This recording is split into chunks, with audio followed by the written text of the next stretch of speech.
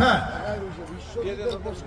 সেখানে বিশ্বজিতের পোস্টারে যখন আমরা কাগজ পাচ্ছিলাম না, তখন জেলা বিএনপির সেক্রেটারি মহোদয় এই কাগজটা তিনি নিজেই টেনে হেসে এনে তিনার হাতের লেখা আপনারা দেখেন। প্রয়োজনে ইলেকট্রনিক্স প্রিন্ট মিডিয়া বৃন্দ আছেন, আপনারা ছবি তুলে এটা সংবাদ মাধ্যমে প্রকাশ করতে পারেন।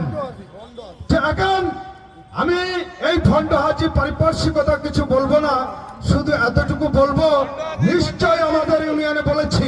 আপনারা দেখেন এই হাতের লেখাটা কার, এই হাতের লেখাটা কার, এই দেখেন তৎকালীন সময় বিশ্বজিৎকে হত্যা করা হয়েছিল, আমাদের বিএনপির পক্ষ থেকে যে লিফলেট বিতরণ করা হয়েছিল, বিএনপির পক্ষ থেকে তৎকালীন সময় দেশনেত্রী বেগম খালেদা জিয়ার নির্দেশনায় আমাদের বিশ্বজিৎকে যে হত্যা করা হয়েছিল, বিশ্বজিৎকে যখন হত্যা করা হয়েছিল, বিশ্বজিৎ যেন বলতে চাইছিল আমার জীবনে এই অনির্বাণ দুঃখ যন্ত্রণার মৃত্যুর কারণ আমি অসহায়, আমি গরিব, আমি ছোট লোক, আমি পথচারী, আমি হিন্দু, আমার নাম বিশ্বজিৎ, তোমরা আমাকে বেরো না। ঠিক এই কথাটি আমার নেত্রী দেশনেত্রী বেগম খালেদা জিয়ার হৃদয় স্পন্দন করেছিল, যে কারণে বিশ্বজিতের সেই পোস্টার দ্বারা ছাপিয়ে করা হয়েছিল। সেই পোস্টারটি তখন ওইখানে ছিল জেলা বিএনপির সভাপতি মহোদয়ের কার্যালয়ে ঢাকায়। সেই কাগজটা নিয়েই উনি নিজ হাতে নামগুলো লিখেছেন।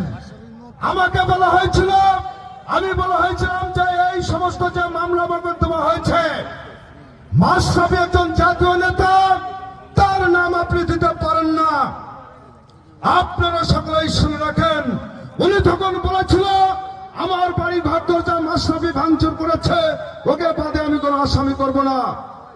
আমার ইউনিয়নেও বলেছিলাম, তৎকালীন সময় কারোর কথা উপেক্ষা করে যেহেতু সেক্রেটারি জেনারেল ছিল, উনি নিজ হাতে সেটা লিখেছিল। এই হচ্ছে প্রমাণ। এই প্রমাণ সাপেক্ষে আপনারা সকলেই জানেন, উনি বলেছেন আমাকে বহিষ্কার করবে, অন্য কাউকে করবে না। অনেক লোককে বহিষ্কার করা হলো, আর অনেক কিছু হবে। এই 5 তারিখের পর অনেক কিছু হয়ে যাবে। আপনারা সাবধান। আমার ধানের শীষের একটি নেতা কর্মীর দিকে যদি আঙ্গুল উঁচু করে তাকাই, আমরা সেটা বলেছি প্রতিবাদ করব, প্রতিরোধ করব, প্রতিশোধ নেব। আপনারা সকলে ভালো থাকবেন, সুস্থ থাকবেন।